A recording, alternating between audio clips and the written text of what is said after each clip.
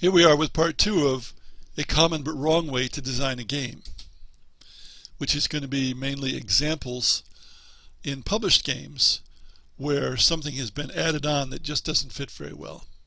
And we're going to start with Catan. Officially the title now is Catan, not Settlers of Catan. The Robber Thief is an out-of-nowhere mechanic not related to any other mechanic in the game.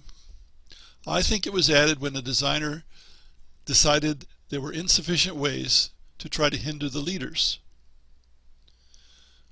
So he came up with something that does help hinder the leaders, usually, not always, but just doesn't fit the rest of the game at all. Now another possible kludge in Catan is the Monopoly card. I think the designer saw that players didn't trade much in what is supposed to be a trading game. So he added the Monopoly card, which gives one player all the outstanding resources of one kind, so that players had to trade, because otherwise the other players wouldn't have that resource. And I've certainly seen Catan games where little trading took place until the monopoly occurred. And I've seen other ones where there was lots of trading without a monopoly. Another example game, traditional United States Risk. And I say United States Risk because different countries have somewhat different rules. The territory cards in Risk appear to be a kludge. The natural strategy in Risk is to turtle, to let other players kill each other's armies while you build up. So the designer added the cards. First, you have to take at least one territory to get a card, so you can't turtle entirely. You've got to attack somewhere. Second, when you turn the cards in, you get armies, sometimes a lot of armies. That not only discourages turtling, because if you turtle you might not end up getting the big piles of armies, it's a way to force the game to end, because those huge army rewards inevitably lead to a climax. Now I've played a variant of Risk where the sets of cards award 4, 6, 8 armies and then repeat 4, 6, 8, 4, 6, 8. So nobody gets more than 8. That's a long game. It's easy to see that the escalating number of armies for cards makes the game end sooner. Kingmaker is another example. Kingmaker sold vast numbers of copies for a war game in the last century. To my mind, it's a clumsy game that doesn't represent very well the actual Wars of the Roses. In particular, the mechanics strongly encourage turtling, which is to say, sitting in place while watching others fight. You can, for example, you always risk losing one of your nobles, and the nobles represent your army, as each noble has some troops.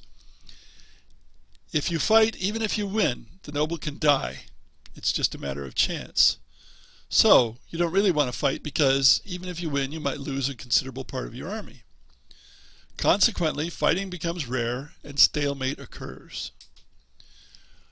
So, to encourage fighting to happen, and this is the kludge, there are random occurrence cards that call a portion of a player's force, that is, one noble, to a usually distant location in Britain where other players can attack him at good odds.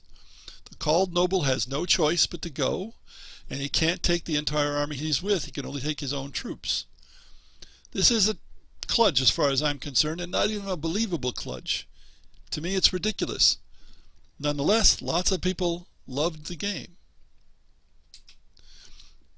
My last example is a fairly recent game, Eclipse, a space exploration and exploitation game. It's a victory point game. One of the ways players receive victory points is for fighting. Those points can approach half the total VP. Points for fighting makes no sense, especially when the loser of a fight gets victory points. But the number of victory points gained by fighting is secret, and thus it avoids the tendency in some games to analyze the bejesus out of the end game, because nobody knows exactly who's got how many points. Moreover, clearly, the points are intended to encourage fighting when the rest of the game discourages fighting. The rest of the game should have been fixed so that fighting gave you more of an advantage, instead of adding this kludge of giving victory points for fighting. Now, having described all those, I have to say one man's kludge is another man's brilliant mechanic.